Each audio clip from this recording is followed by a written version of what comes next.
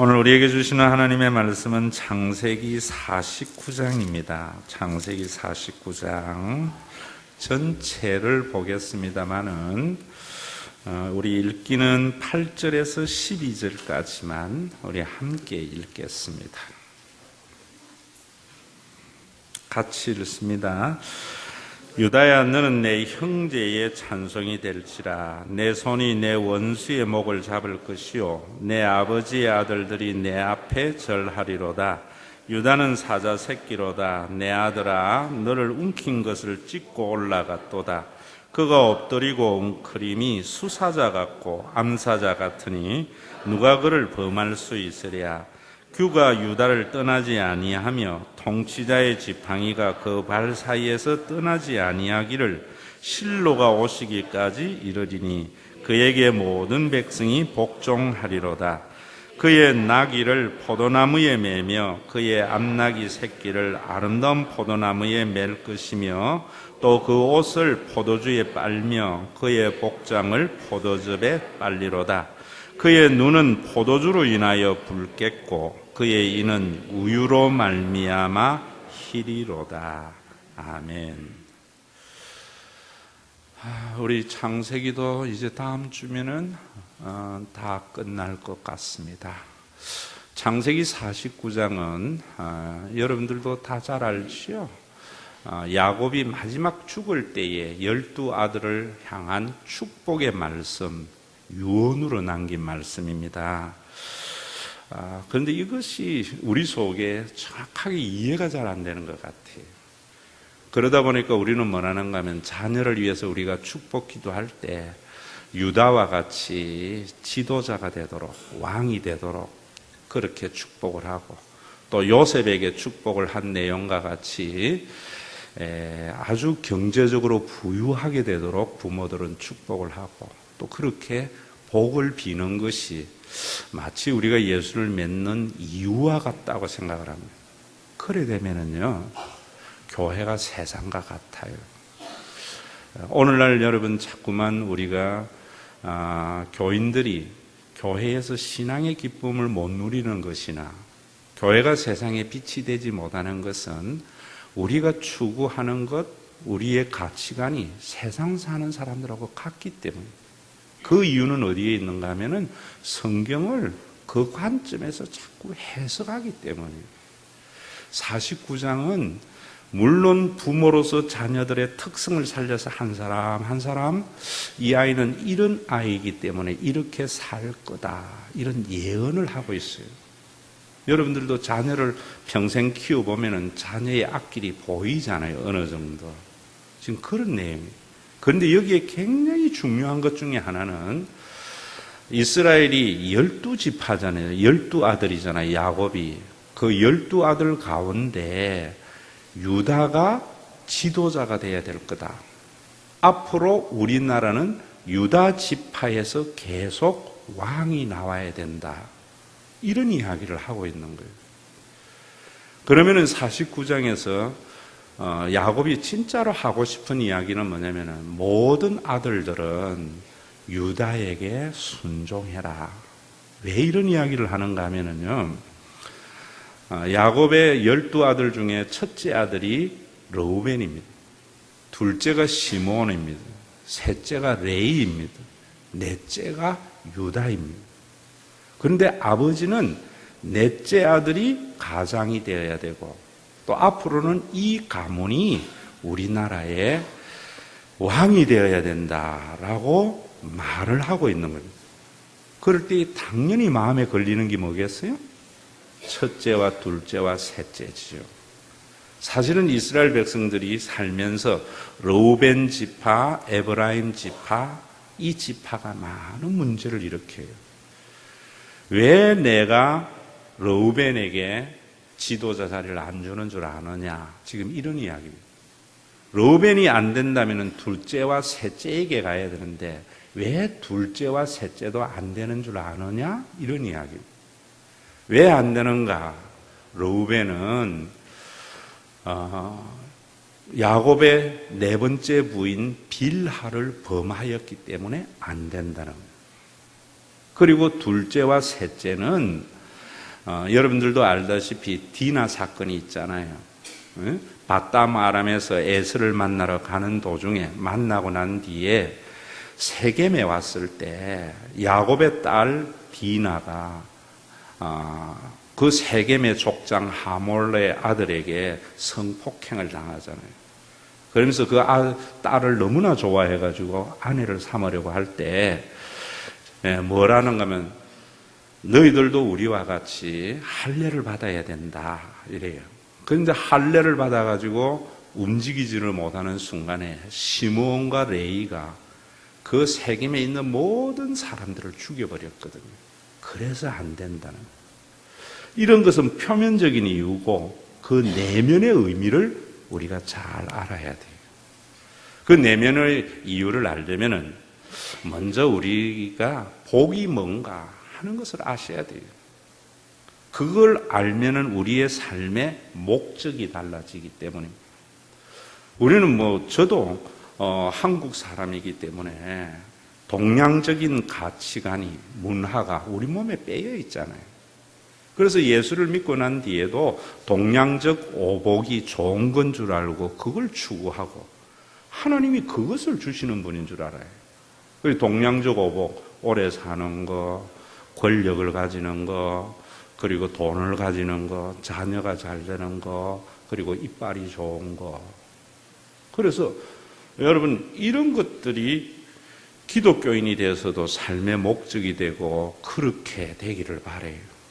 그런데 그게 나쁘다는 게 아니에요.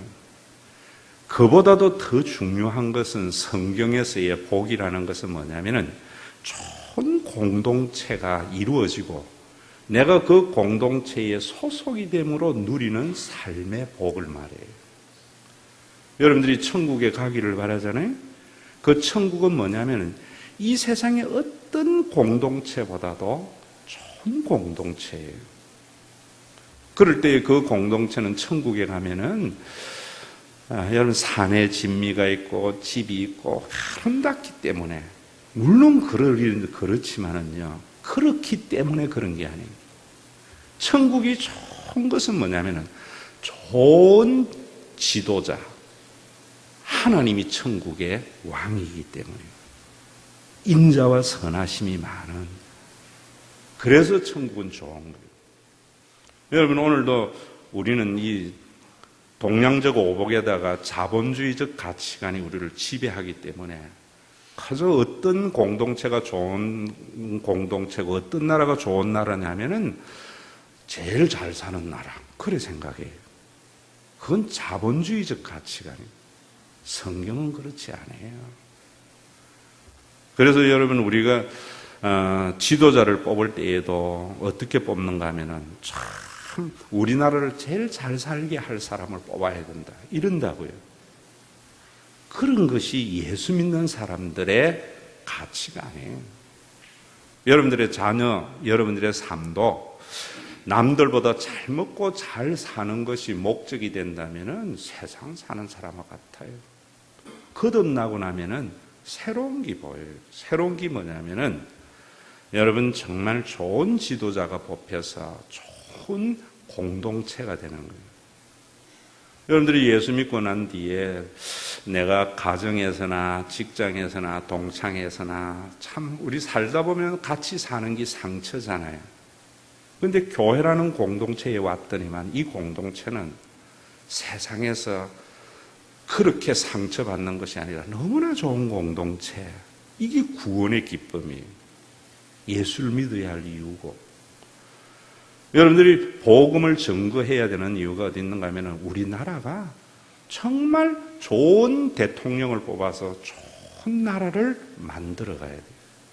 그런데 우리가 이런 것들을 자본주의적 가치관으로 봤기 때문에 우리나라가 잘 사는 나라를 만들면은 좋은 대통령, 국회의원을 뽑을 때에도 우리 지역 사회를 발전시킬 이렇게 하면 안 돼요.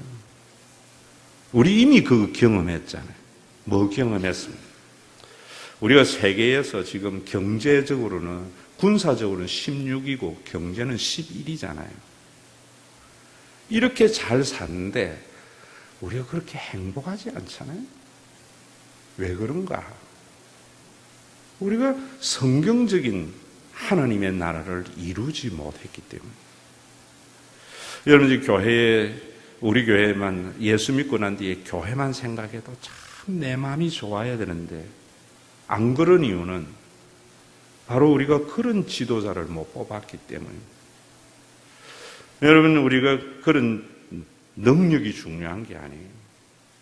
역사적으로도 보면 우리가 뭐 나폴레옹이나 알렉산더나 이래서 세계를 지배하는 사람들을 영웅이라고 하는데, 얼마나 많은 사람들의 피와 땀이 있습니다. 솔로몬의 번성 뒤에는 국민들의 과도한 조세와 부욕으로 인한 눈물이 있었어요. 그래서 나라가 분열된 겁니다. 좋은 공동체 지도자는 능력 있는 자가 아니에요. 우리나라 대통령 뽑을 때도 앞으로도 우리나라를 세계에서 제일 잘 사는 사람, 국회의원을 뽑을 때도 우리 지역사회에서 제일 좋은 지역사회의 발전을 위하겠다, 이런 사람 뽑으면 안 돼요. 교회의 장로님, 권사님, 좋은 교회가 되려면요, 능력 있는 사람을 뽑는 게 아니에요. 능력 있는 사람을 뽑아서 최강의 공동체를 추구하는 세상 속에 성경은 뭐라는가 하면, 하나님은 외모로 보지 않고 마음의 중심을 본다. 언제 이 이야기 했는가 하면요, 사울왕이 폐위를 당하고 그 다음에 왕을 뽑으려고 할 때에 이새의 아들에게 있다고 그랬어요. 그래서 사무엘이 기름을 부으려고 이새의 집안에 갔는데, 이새가 첫째, 둘째 아들, 외모도 출중하고 능력이 있는 아들을 왕 삼으려고 데려오니까 하나님이 아니다 그랬어요. 이 아이 말고 없냐? 이러니까 제일 마지막 말째, 사람 취급도 받지 못하는 다윗이 있기는 있다는 거예요. 그 목동 다윗을 데리고 왔을 때에 하나님의 뭐는, 이 아이가 내 마음에 드는 아이들, 이 아이에게 기름을 부어라 라고 말을 해요. 그래서 다윗이 왕이 됐는데, 다윗은 능력 있는 사람이 아닙니다. 우리가 자꾸만 물맷돌을 가지고 골리앗 이래가 다윗의 능력을 이야기를 하는데, 다윗은요, 그런 능력 있는 지도자가 아니고 덕이 있는 지도자였어요. 역사서를 잘 살펴보세요. 동양 철학도 마찬가지예요. 요즘 제가 동양의 여러 사상을 많이 읽는데, 참 공자 이런 사람보다 노자가 굉장히 성경에 가깝더라고요. 노자 하면 도덕경이지요. 지도자의 덕목, 사람이 걸어가야 할 길이 도와 덕이다, 이런 말이에요. 오천자로서 자기의 모든 사상을 다 내놓고 있는데요, 사람이 많이 가지고 성공한 사람이 아니고 걸어갈 길을 알고 덕이 있어야 되는 사람. 다윗이 그런 사람이었어요. 오늘도 여러분, 르우벤이나 시몬이나 레위는 다른 사람을 지배할 수 있는 힘도 있었지만 유다는 그런 사람이 아니었다는 거예요. 야곱이 볼 때에 유다가 가정의 가장이 되어야 12아들이 화목할 수 있기 때문에 유다가 되어야 된다. 지금 이 이야기를 창세기 49장에서 하는 거예요. 여러분, 오늘 그건 옛날 이야기만이 아니고 오늘부터 여러분들이 우리나라의 지도자를 뽑을 때에 어떤 사람을 뽑아야 돼? 능력 있고 잘 살려고 하는 사람이 아니고요, 정말 하나님의 마음대로 덕이 있는 사람, 사람이 눈에 밟히는 사람, 이런 사람 뽑아서 우리나라가 정말 좋은 나라가 돼야 돼요. 여러분, 우리나라 옛날에 이런 이야기 했잖아요. 미국은 기회의 땅이다 이랬잖아요. 그럴 때 미국이 세계의 최강이고 경제적으로 번영해서 기회의 땅이라는 말이 아니에요. 미국에 가면은 아무리 배경이 나빠도 자기가 열심히 일을 하면은 잘 살 수 있다. 누구에게나 기회가 균등하게 보장되었다.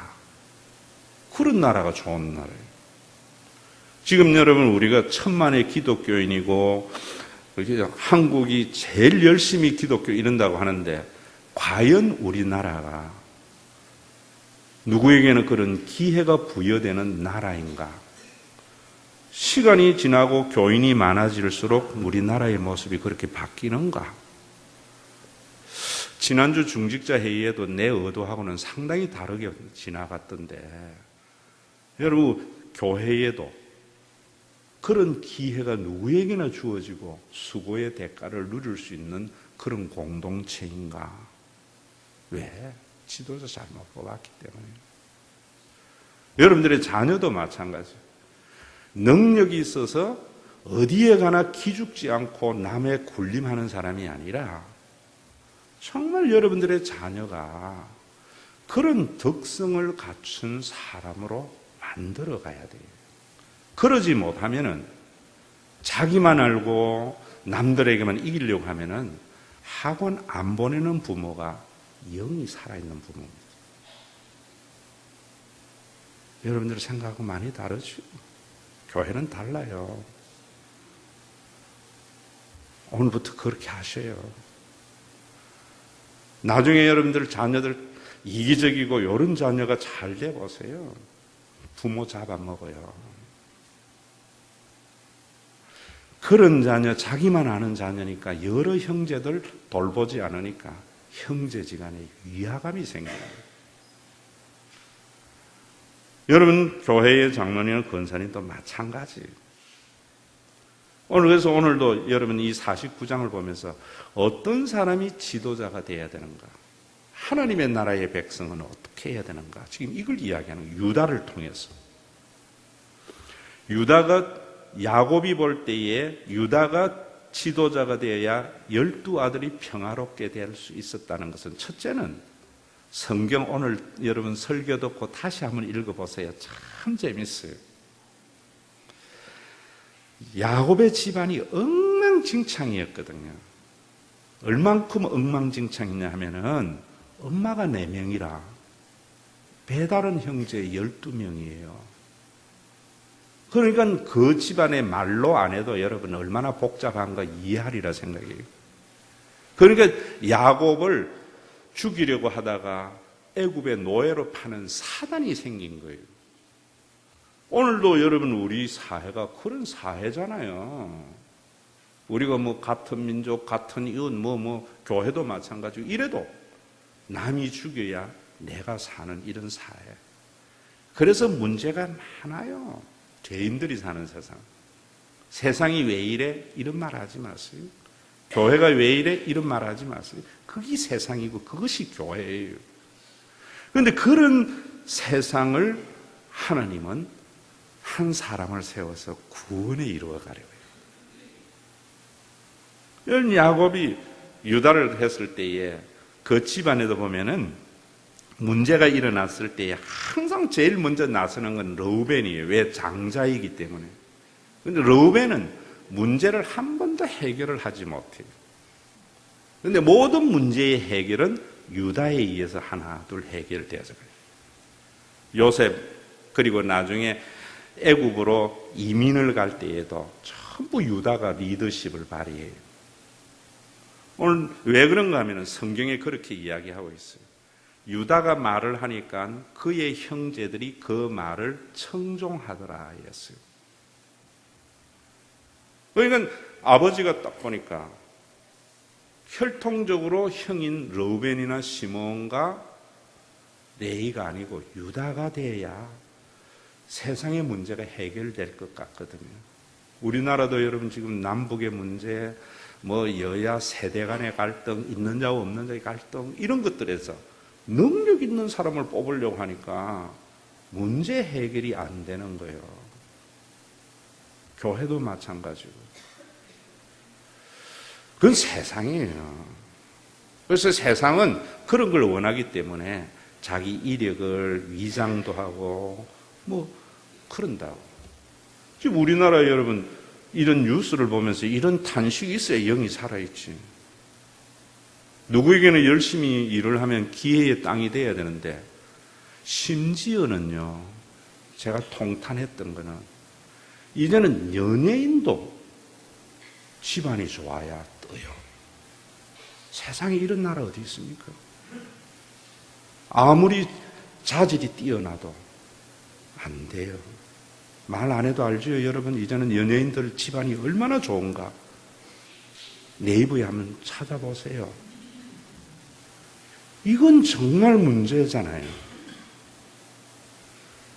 능력 있는 자가 지도자가 되니까 그런 거예요. 하나님이 원하는 유다와 같은 자가 돼야 돼요. 얼마 전에 뉴스에 여러분 부산, 울산 쪽에 가장 직장 쫓겨나고 그 다음에 여러분 사업 망하면 해야 할 일이 뭐예요? 트럭 하나 사가지고 식당에 그 식자재 납품하는 거 이런 거 하잖아요. 그 일도 대기업이 차지해가지고 싹쓸이 해버린다. 여러분 우리가 지금 왜 어렵게 사는가? 능력 있는 기업가들이 안 해야 할 일들까지도 다 해버리니까 소시민들이 살기가 어려운 거잖아요. 우리 그거 사회 현상을 탓할 거 없습니다. 우리가 우리 눈 찌르는 거예요. 능력 있는 자, 지도자 세우려고 하니까. 교회에도 여러분 유력하고 능력 있는 사람, 뭐 이런 사람, 오래된 사람, 장로, 권사 세우니까 교회가 안 되는 거예요. 우리 교회는 그런 건 아니지만. 여러분 뭔가 문제의 해결에서 유다는요, 가만히 보면 왜 사람들이 유다의 말을 청종했는가 하면은 자기 희생이 있었습니다. 좋은 나라, 좋은 교회, 좋은 공동체, 좋은 가정이 되려면은 자기 희생이 있는 사람이 지도자가 돼야 돼요. 여러분들의 자녀들이 서울대학에 가기를 바라기 전에 여러분들의 자녀들이 다른 사람에게 희생하는 성품을 가진 자에게 과외시켜주고 해야 돼요. 그래야 나라가 잘 되고 가정이 잘 되고 교회도 마찬가지입니다. 자기 희생. 제가 여러분 내 말인가 한번 제가 설명해 드릴게요. 요셉이 이제 형제들에게 잘난 체 하니까 꼴을 못 봐가지고 죽이자고 했잖아요. 그랬을 때 르우벤이 딱 나서서 뭐라는가 하면은 죽이지 말자, 구덩이에 놔두자 이래요.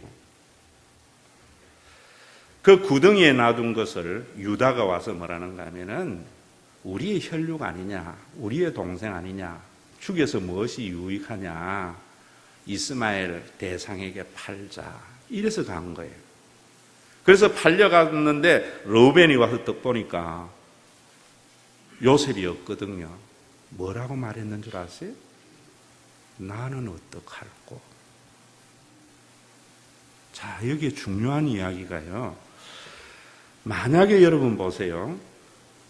그 9명의 10명의 형이 요셉을 죽이려고 했다고. 근데 르우벤 말대로 안 죽이고 웅덩이에 놔뒀는데 그래 가지고 그 아이를 집에 데리고 갔을 때 그 아이를 살린 르우벤이야 괜찮겠지만 9명의 형제의 입장은 어떻게 되겠어요?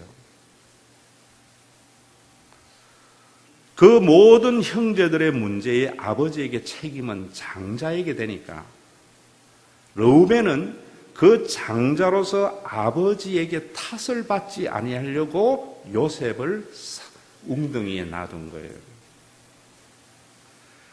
그것은 문제의 해결에 전혀 도움이 되지 않는 거예요. 그래서 없으니까 나는 어떡할꼬 이런다고. 요셉 살리려고 하는 요셉이 없네? 요셉을 걱정해 줘야 됩니다. 르우벤이 그런 것은 요셉을 이해한 것이 아니고 자기의 이익과 자기의 안위, 자기 입장만 보는 거예요. 여러분, 그 사단이 벌어졌는데 보세요. 유다는 우리의 혈육, 우리 동생이다. 죽이면 뭐하냐. 일단은 살려놓는데 유다의 방법대로 하니까 어쨌든 간에 아버지에게 갔을 때의 다른 9명의 형편도 고려가 됐잖아요. 자기 희생, 자기의 안위와 자기의 이익만을 살피지 아니할 때에 이런 일들이 일어나는 거예요. 여러분, 그 형제들이 요셉에게 탁 가서 무릎을 꿇었어요. 흉년이 돼서. 요셉이 딱 보니까 자기를 팔았던 형들이 딱 발 아래 무릎 꿇고 있을 때 요셉이 그러잖아요. 응? 너희들은 양식을 사러 온 자가 아니고 첩자구나. 감옥에 갖다 넣어라. 감옥에 들어가. 그러면서 인질로 누구를 잡는 거면 시므온을 잡아놔요. 아마 내가 생각할 때에는 성경에 안 나와 있지만은 시므온이 요셉을 죽이자는 데에 앞장섰을 거예요. 틀림없이 디나의 사건에도 그랬던 거로 보면. 딱 그랬을 때에 성경에 그래 나옵니다. 설교도 반드시 복습하세요. 공부 잘하는 사람은 복습 잘하는 사람. 아이들 예습보다 복습이 중요해요.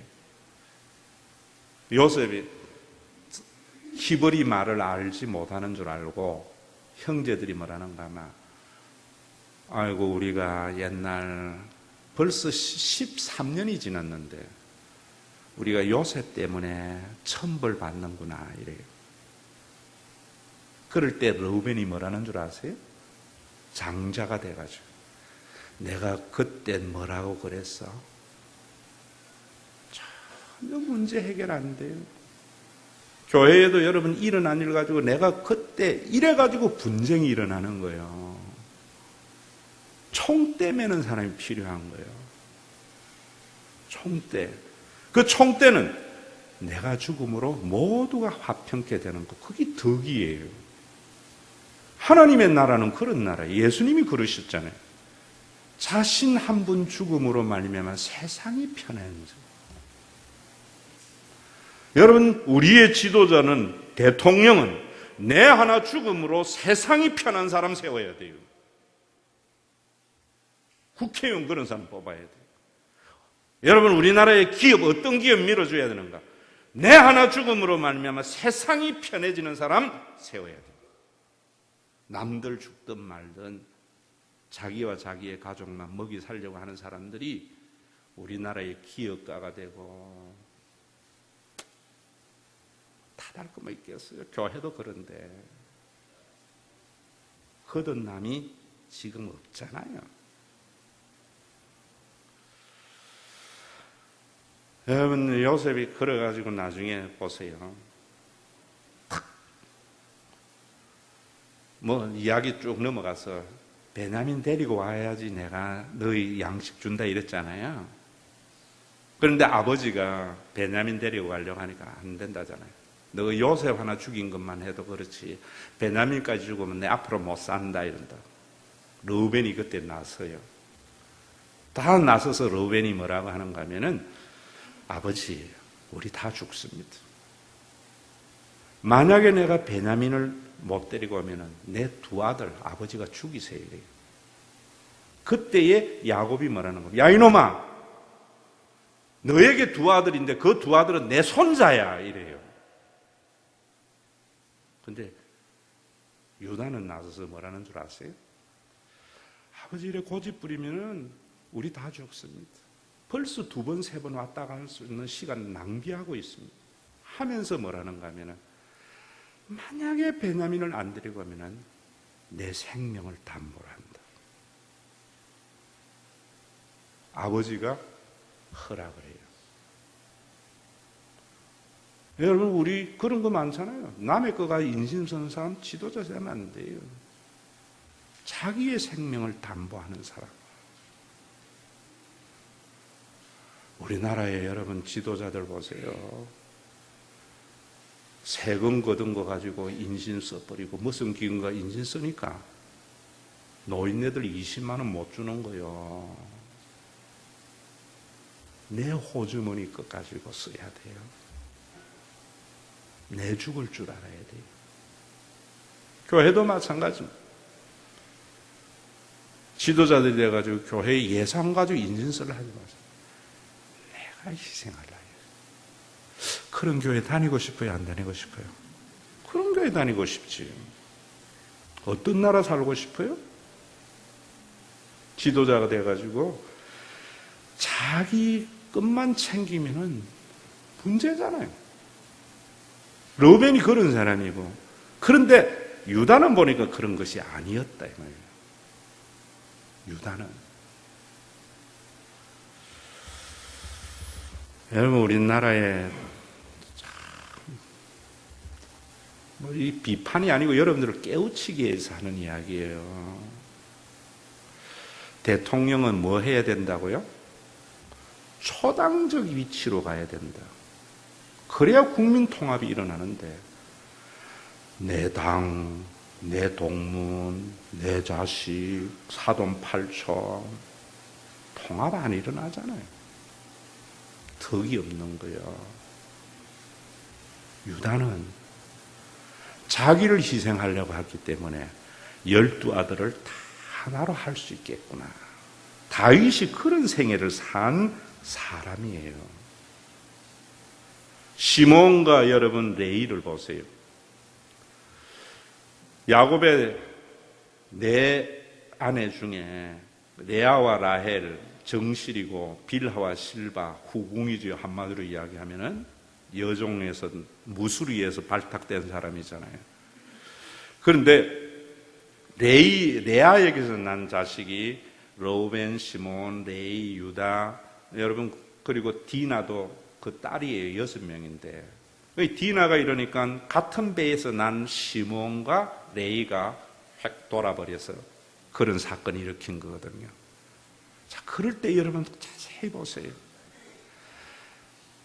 자기 여동생이 그 일을 당해서 감정을 폭력으로 해결을 했는데 집안의 안위와 집안의 걱정은 하나도 없었어요. 자기 감정 처리가 중요했어요. 그래서 야곱이 큰일 났다고. 이제 겨우 발붙이게 됐는데 너희가 이렇게 할 수 있느냐고. 여러분, 세상의 문제는 나라는 어떻게 되든지 지 감정 처리하는 것. 교회는 어떻게 되든지 자기 입장만 중요시 여기니까 좋은 공동체 안 되는 그런 사람은 시몬과 레이예요. 내 감정이, 내 명예가, 내 입장은 이래 돼도 나라 얘기예요. 저는 이런 대통령 뽑고 싶어요. 우리가 정권을 잃어버릴지라도 국가의 유익이라면 아멘 하세요. 정말입니다. 다음번 내가 국회의원이 안 되더라도 나라의 유익이라면 그런 사람이 유다예요. 여러분들 생각하고 많이 달랐죠. 그동안 교회도 자꾸 능력이 있는 큰 교회만, 교회가 전부 우리 교회를 어떻게 하면 성장시킬 목사님을 모실까? 그거 아니에요. 교회를 위해서 생명을 걸 수 있는 사람, 교인을 위해서. 못 놔둬요. 그런 분 장로님 되고 권사님 되면은 그런 교회는요, 좀 힘들어도 다닐만 하잖아요. 어떻게 해요? 여러분들이 그런 가치관을 가지고 살아야 돼요. 앞으로 여러분 기업도 옷을 사고 음식을 살 때에 유명 메이커 살라지 말고요. 소비자가 눈에 밟히고 대리점이 눈에 밟히는 기업, 사회적인 기업 살려줘요.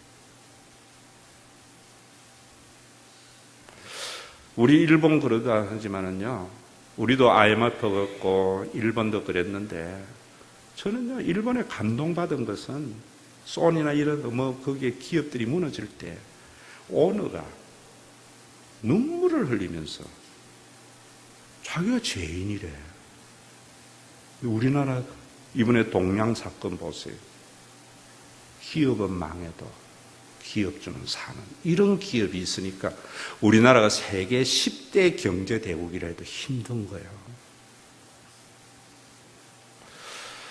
옛날 우리 얼마 전 2년 전에 금융 대란이 일어날 때 상호신용거 다 무너질 때 부산 상호신용금고 90 먹은 노인, 우리 이성근 장로님 같이 연세 드신 노인네가 울면서 그랬잖아요. 국민 여러분, 제가 죄인이라고. 내가 내 아들이라고 그놈에게 주식 45%, 내 말 잘 듣는다고 5명에게 주는 게 아닌데 그놈들에게 줬더니만 수많은 사람들에게 눈물 흘리게 되었다. 그 놈에게 준 내가 잘못이라. 예수 믿는 사람이 이 정도는 돼야 되지 않겠어요? 예수 믿고 우리가 큰 복 받았다 이러면 동양적 오복이죠. 내 자녀가 지만 알면은 눈물 먹고 너 고등학교만 나와. 생명 있는 사람. 그게 사는 길이에요. 이런 사람은 어떻게 해야 되겠어요? 덕성을 기르자 뭐 하다 이러면 동양 철학이에요. 오늘 제가 여러분들에게 설교 제목에 정과 삼족 해놨지요. 이게 춘추와 사기에 나오는 이야기인데 얼마 전에 죽은 돌아가신 최인호 작가가 참 재밌게 상도해서 그걸 가지고 쓰면서 교훈을 주려고 한 거예요. 이게 뭐냐면은 정자, 그거 솥정자예요. 이 청동으로 만든 솥, 여러분, 이 옛날, 뭡니까? 옛날 유적을 보면은 그런 거 있잖아요. 발이 3개 있어요.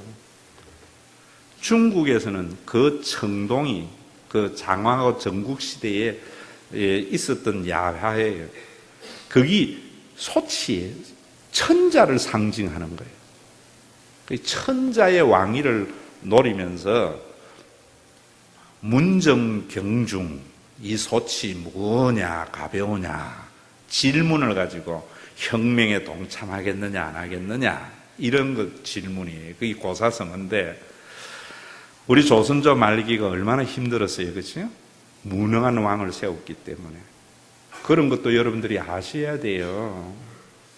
성경 보면 그런 거 알아요. 제가 역사 전공한 사람 아니지만 왜 조선조에 그런 거 있었는가? 유교 때문이에요. 유교는 여러분 군사부 일체잖아요. 그러니까 임금은 곧 아버지와 같은 바꿀 수 없는 자였다. 이성계가 왜 그랬는가? 자기가 역성혁명을 일으켜서 조선을 세워서 제일 원래 그러잖아요. 도둑놈 사기꾼은 모든 사람이 사기꾼으로 보이잖아요.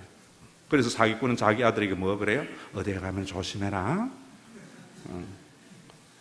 여러분, 이성계도 왕위를 찬탈했기 때문에 제일 겁난 게 역성혁명이기 때문에 숙류업불 정책을 쓴 거예요.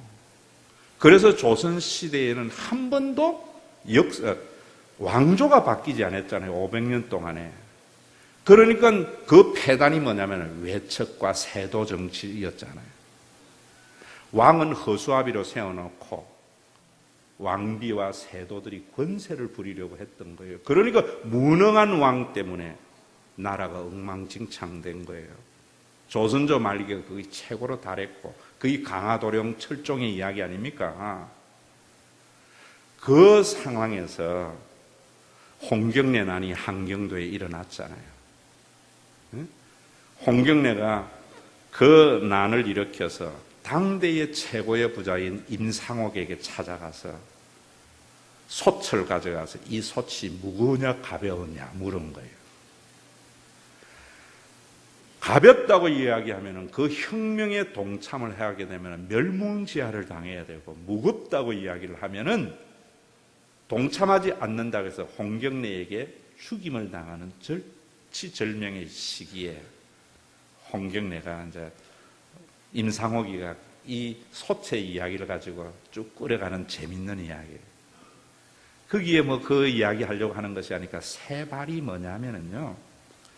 하나는 그 솥을 바치고 있는 것이 뭐냐면은 천자가를 바치는 것이 하나는 명예, 권력, 돈. 당대의 명예는 추사 김정이었어요. 여러분 문필가 알지요? 명예를 먹고 사는 사람. 당대의 돈은 임상옥이었어요. 천하의 권력을 홍경래가 훔치려고 하는 거예요. 그래서 임상옥에게 물었을 때 임상옥이 그런 이야기 하는 거예요. 다리 하나 부러뜨려요. 그럼 무너지겠지? 다 가지려고 해서는 안 된다. 나는 돈만이 필요하지 권력이 필요 없는 사람. 아주 디테일한 이야기 재밌는 거 있습니다. 권력을 가진 자는 명예를 가지려 해서는 안 된다. 명예를 탐하는 자는 권력이나 돈을 가지려 해서는 안 된다. 성경에도 하나님이 하나만 주지요, 우리에게. 하나님의 나라는 자기의 하나의 것을 가지고 함께 어우러가는 나라예요. 여러분들 이 세상에 지금 많은 번뇌들이 있잖아요. 고통당하는 거.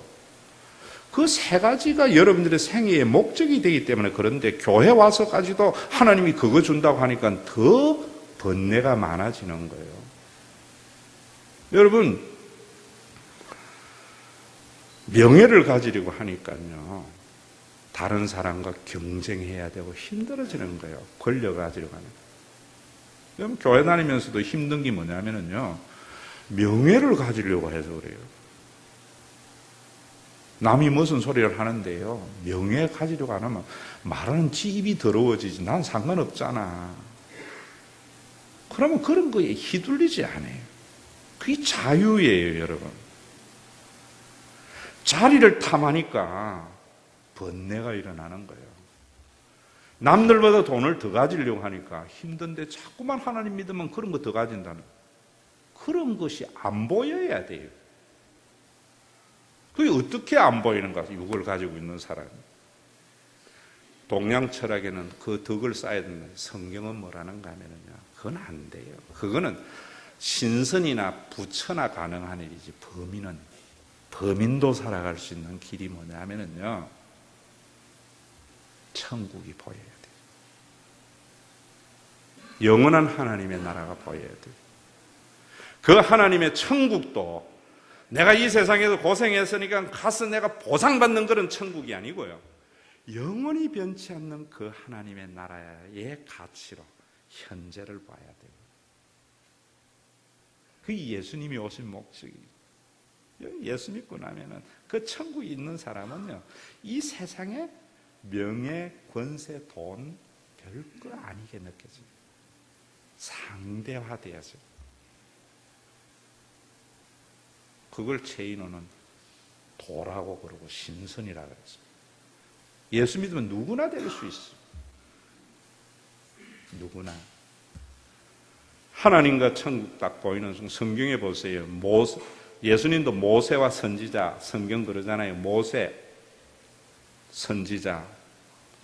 모세 10편, 90편에 뭐라 했는 줄 아세요? 인생의 나이 70이고 건강해봐야 80 사는데 밤의 한 경점에 지나지 않구나. 내가 가야 할 그 천국, 영원히 변치 않는 천국에 보니까 이 지상에 있는 것들이 밤의 한 경점에 지나지 않게 보여지더라는. 이사야 뭐라 그래요? 꽃은 시들고 풀은 마르나 아름다워. 꽃도 지고 풀도 지는데 하나님의 나라, 하나님의 말씀은 영영이 서리라. 누가 이 세상에 명예를 버릴 수 있고 이 세상에 누가 돈을 탐하지 않고 건설을 탐하지 않겠어요? 이 세상 지나고 나면 하나님의 나라가 보이는 사람. 옛날 우리 불과 1, 20년 전에 한국 교회가 그 신앙 가지고 걸어간 거예요.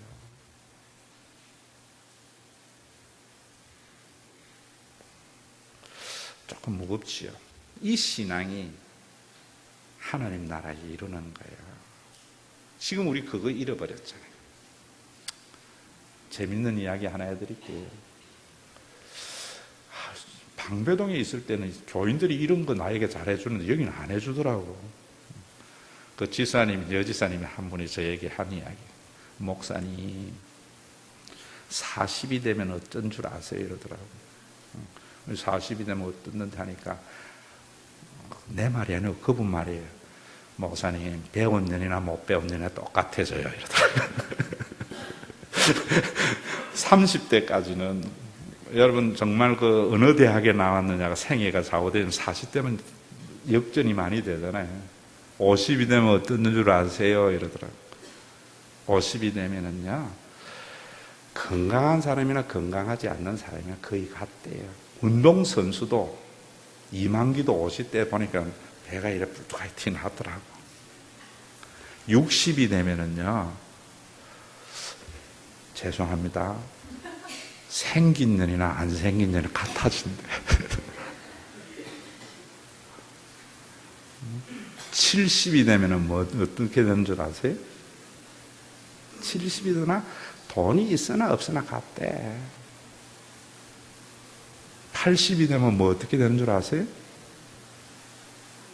예? 이것도 이래야 재밌어. 산 년이나 죽은 년이나 같대.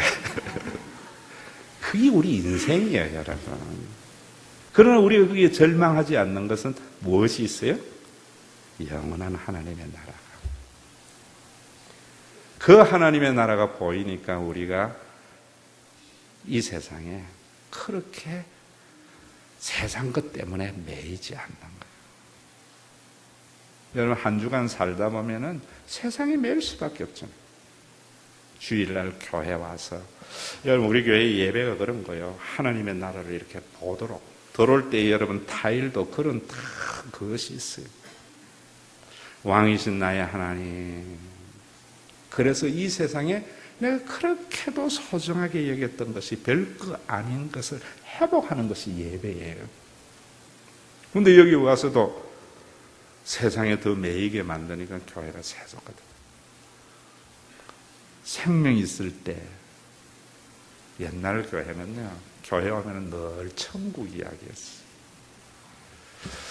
오늘도 여러분, 이성복 목사님 꿈결 같은 세상에 산다면 늘 살까? 시간이 좀 지났지만 7절까지지만 여러분 좀 그거 좀 회복해. 그래야 이번 주에 행복해집니다.